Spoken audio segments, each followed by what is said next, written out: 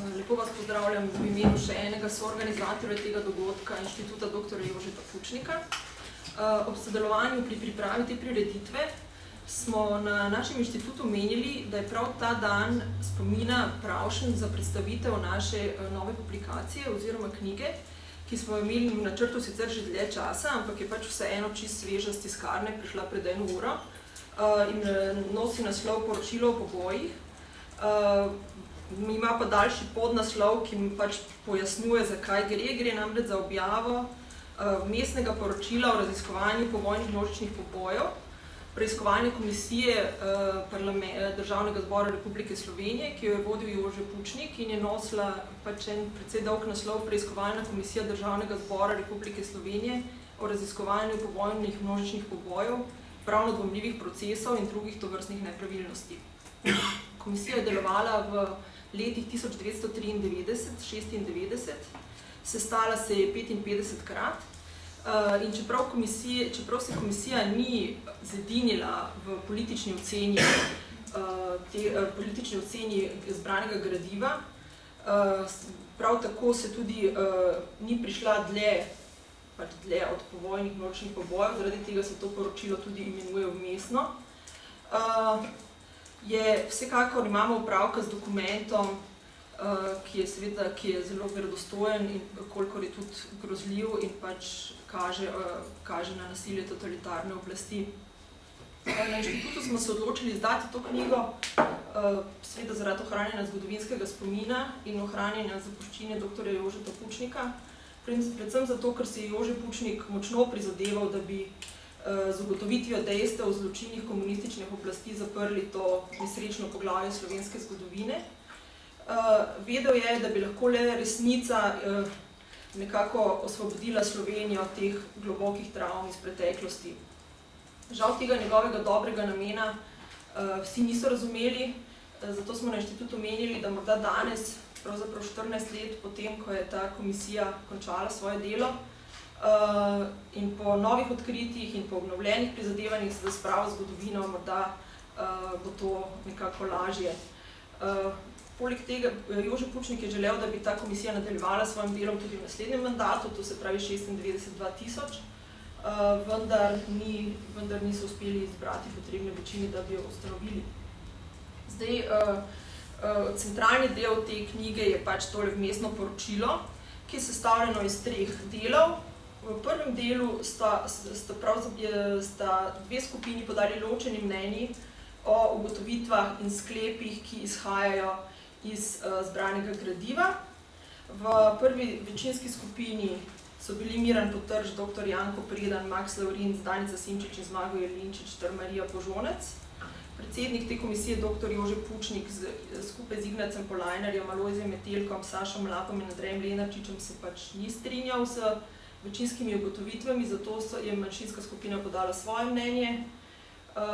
Gre predvsem razlike, pač treba je kar tako natančno prebrati, zakaj gre, ampak v glavnem gre za razlike, da se pač pokaže krivca za povojne množične poboje, tudi recimo za uporabo besede zločine, na primer.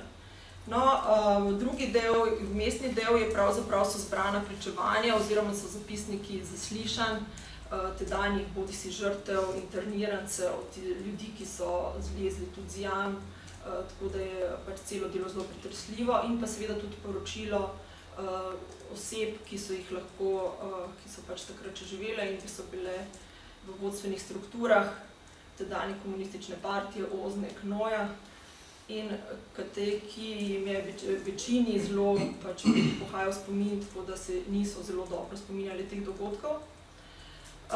Potem pa je tukaj še tretji del, ki je pravzaprav so odgovori zgodovinarjev na vprašanje komisije o zgodovinskih dejstvih, vračanju domobrancev, številu žrtev in podobne.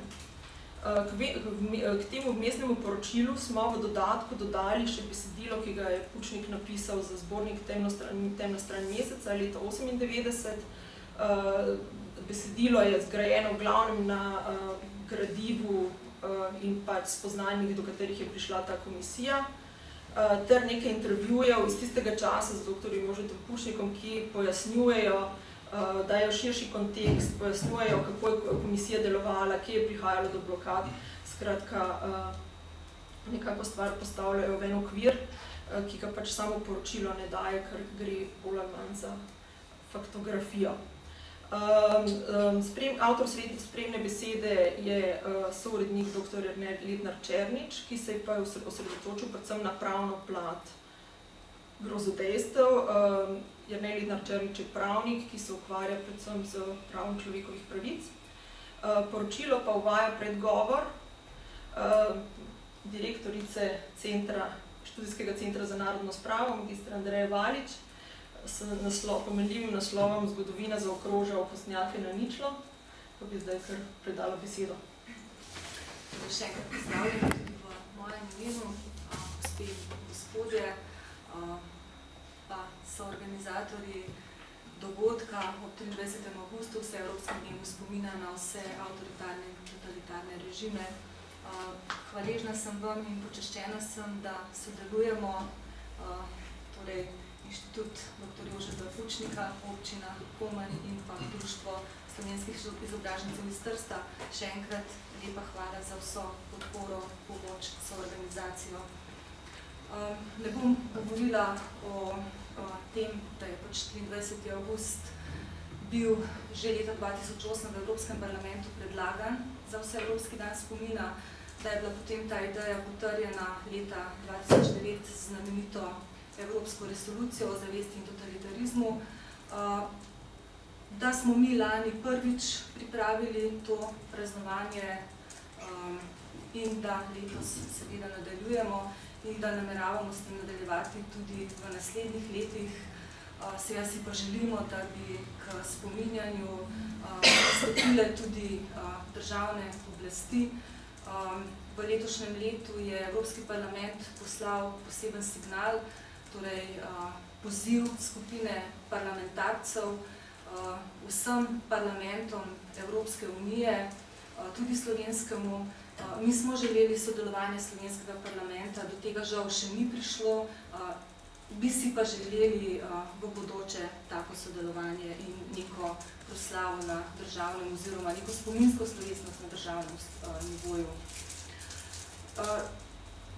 Evropski spravni proces se seveda nadaljuje. Evropska komisija je naročila posebno poročilo neodvisni španski instituciji. Pri tem poročilu smo sodelovali tudi Slovenci in ga bo v jeseni dala v javno razpravo. Torej dejansko se ta spravna razprava v evropskem prostoru poglablja in krepi. Obenem bi morda omenila še en pomemben dogodek, ki je ostal nekako v slovenskem prostoru morda prezrt. Pred nekaj tedni je britanski minister za evropske zadeve David Lidington na svoji spletni strani, kjer komunicira z volivci, prvi britanski minister, ki je izrazil neko obliko obžalovanja zaradi vrnitve domobrancev po drugi svetovni vojni nazaj v Slovenijo. Vemo, kaj se je z njimi zgodilo. Bili so pobiti, takratne komunistične oblasti so jih pobile brez sojenja. Današnja knjiga se navezuje, ki jo predstavljamo, se navezuje tudi na te dogodke in mislim, da je izjemno pomembna za slovenski prostor. Saj bo sočutje in pa pogum dr. Jožeta Pučnika, ko se je soočal s temi dogodki, se je ostalo zavedno utkano v slovenski spravni proces. Pozdravljam odločitev inštituta, ki nosi njegovo ime, da objavi vmesno poročilo. Če bi to vmesno poročilo zagledalo luč sveta leta 1996, moram povedati, da je nastalo na temelju zelo poglobljenega dela, saj se je komisija sestala kar na 55 sejah. Torej, če bi to poročilo zagledalo luč sveta pred 15 leti, bi verjetno Slovenci veliko več vedeli in tudi bolj razumeli. Vemo pa, da vedenje in razumevanje je pravzaprav pogoj za spravo, ki nam še kako manjka v slovenskem prostoru. Zdaj, zakaj je slovenski prostor tako zatohal, če ga primerjamo z ostalimi evropskimi državami? Morda bo na to vprašanje odgovorila tudi javna razprava v jeseni. Morda lahko rečemo, da je kriva politika, ampak prav gotovo politika je tista, ki mora povedati, kaj je prav in kaj je zavrženo. Politika mora na nek način odgovarjati na pomembna družbena vprašanja, ampak tukaj je seveda tudi pravo, ki doslej ni zmoglo te moči, da bi izdelalo neko pravno oceno totalitarizmov v slovenskem prostoru. Tukaj je soodgovorno pravzaprav tudi zgodovinopisje, pa izobraževanje, pa seveda tisto, čemu rečemo demokratična politična kultura, ki je po mojem mnenju v slovenskem prostoru seveda primanjkuje. In mislim, da smo prav vsi akterji, ki sooblikujemo slovensko družbeno stvarnost, so odgovorni za to, da se spravni proces v slovenskem prostoru krepi, nadaljuje in pravzaprav na nek način zaključi. Samo tako bo manj možnosti, oziroma bo možnost, da se temna stran meseca, temna stran zgodovine ponovi.